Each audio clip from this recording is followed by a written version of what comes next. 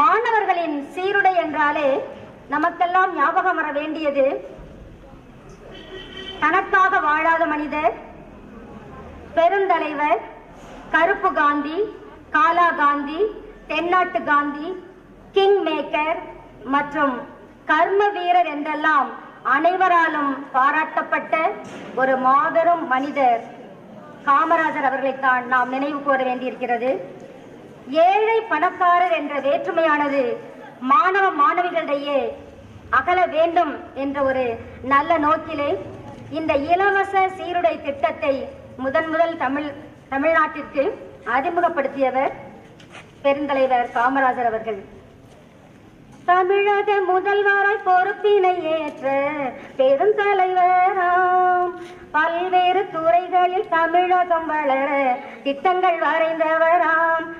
இலவச கல்வி, கட்டாய கல்வி, சீருடையுடன் கல்வி தந்தவரை வாழ்த்து பாடடி பெண்ணே, நீயும் போற்றி பாடடி கண்ணே, வாழ்த்து பாடடி பெண்ணே, நீயும் போற்றி பாடடி கண்ணே என்ற ஒரு அழகான பாடல் கர்மவீரர் காமராஜருடைய வாழ்க்கை நிகழ்வுகள் அனைத்தையும் உள்ளடக்கிய ஒரு பாடல். இந்த பாடல் வரிகளில் நமக்கு உணர்த்துவது என்ன? இயன்றதை இல்லாதவர்களுக்கு தன்னால் இயன்றதை கொடுக்கக்கூடியதே தமிழரோட மரபு. அத்தகைய மரபிலே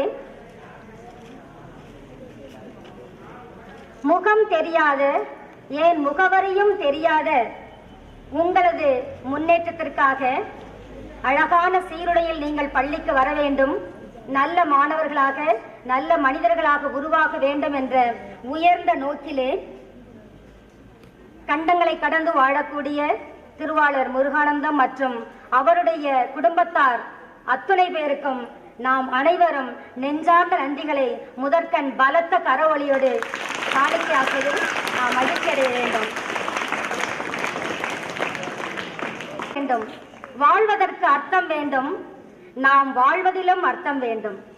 வாழ்வதற்கு பொருள் வேண்டும், நாம் வாழ்வதிலும் பொருள் வேண்டும் என்ற ஆன்றோர் கூறிய வாக்குகளை தன்னுடைய உள்ளத்தில் கொண்டு சீரிய நோக்குடன் உருவத்தை பார்த்து உதவி செய்பவன் மனிதன், உருவத்தை பார்த்து உதவி செய்பவன் மனிதன், உள்ளத்தை அறிந்து உதவி செய்பவன் இறைவன். ஆனால் உருவத்தையும் உள்ளத்தையும் பார்த்து உதவி செய்யும் மனிதர்களாகிய திருவாளர் முருகானந்தனுடைய குடும்பத்தார் மற்றும் உறவினர்களுக்கு நெஞ்சார்ந்த நன்றிகளை மீண்டும் ஒருமுறை சமர்ப்பித்துக் கொள்கின்றோம்.